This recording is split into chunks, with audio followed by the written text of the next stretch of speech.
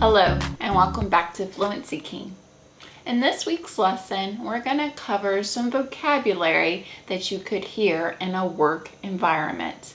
This includes having meetings with your coworkers, with your boss, with your colleagues. So stay tuned if you want to review some words that are useful for the workplace. My name is Kendra with Fluency King, and I'm here to help you build your fluency in English. So, our first vocabulary word is agenda. Agenda is a noun that is a list of things to do or a list of topics to discuss at a meeting. It's a way to keep track of what you want to cover in a meeting. So, an example, please send me the agenda of today's meeting. Please send me the list of topics that we're going to cover in today's meeting. We have a lot on today's agenda, so let's dive in. So we have a lot to do. There is a lot on this list on our agenda, so let's dive in. Let's go ahead and put our whole self into the water and focus on what we're going to do. To dive in. To dive in is a phrasal verb, and it means to get started on something, to completely throw yourself into a topic, to completely throw yourself into the water. So, we have a lot to do. Let's dive in. The food is here, so please dive in. So it can work in other contexts as well, not just in the office, but if you're about to eat something, you can dive into the food. Minutes. Now, minutes is a noun, and in the context of a work environment, minutes means taking notes about what is discussed during the meeting. So just like you would take notes in school, you would take minutes during a meeting. So you could ask, who will take minutes during the meeting? Do you have the minutes of last week's meeting?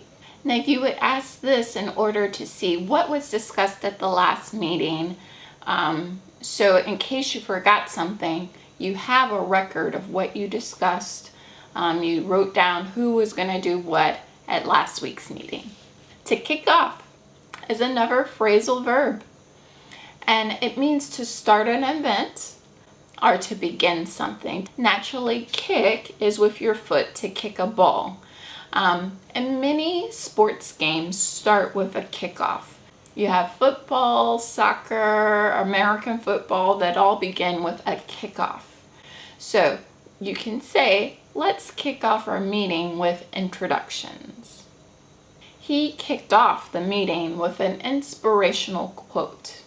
So that means he started the meeting with a saying to inspire everyone, something that was positive and can lift people's spirits. To touch on. To touch on is another phrasal verb, meaning that you want to mention something or that you want to talk about something. So I would also like to touch on a question that we have received. So I just want to touch on this thing. This report touches on many important issues. So this report it just does a little touch on many different issues. Get the ball rolling. So if you have a ball, you want to get it started rolling down the hill. This one's an idiom meaning to start a project, to begin something. Why don't you get the ball rolling on this first, and we'll worry about the rest later. To multitask. This is a verb meaning to do more than one thing at a time. So she's really good at multitasking. She's very good at doing multiple things at the same time. So she can talk on the phone, answer an email, and drink coffee all at the same time. She's good at multitasking. Let's focus in the meeting and not multitask with our cell phones. So somebody can also want you to not multitask and want you to be 100% focused. So it's good in meetings when you're meeting face to face to not multitask and only be there in the meeting. No phones, no computers, just in the meeting only. Red tape. So red tape is a noun. Red tape involves all the time-consuming procedures and paperwork you have to follow to get things done in a big organization. So you can think of if you're going to apply to go to college, how much paperwork and red tape you have to go through to go to college. Or if you want to get a passport, think of all the paperwork and all the red tape you have to do to go through to get a passport. So we must allow enough time to complete all the paperwork and red tape. There's a lot of red tape to get a business license in this city.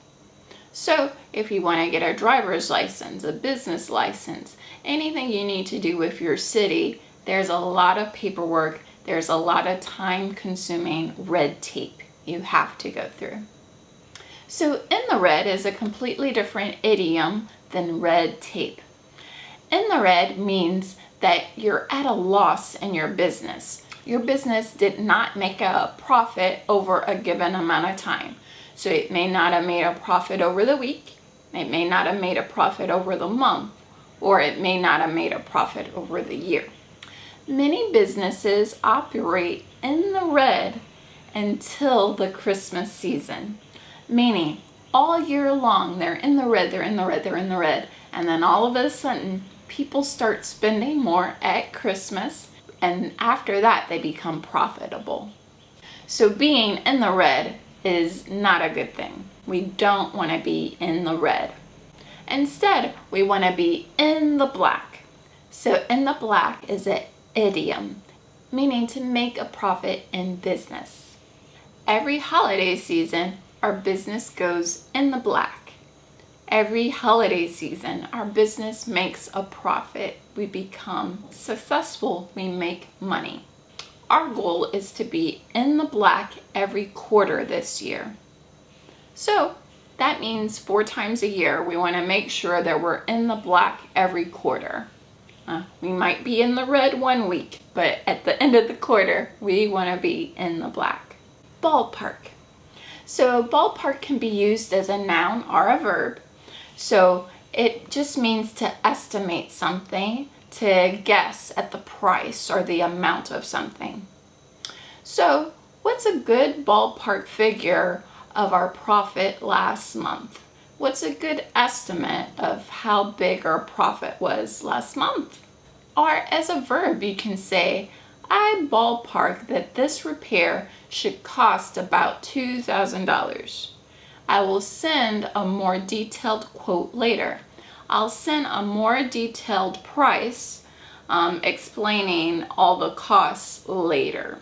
But as a ballpark figure, it's about $2,000. And again, we have another sports reference here, ballpark, meaning a baseball ballpark. There's a lot of sports references in business and in the work environment. All right, so now let's talk about some words you can use in your emails. The next word is to CC, which is a verb, and that's just to copy somebody on an email. So you can say, please message IT and CC me on the message. Meaning, please message the computer department and copy me on the message so I see it as well. So I know it's done and so I can see how they respond to the message.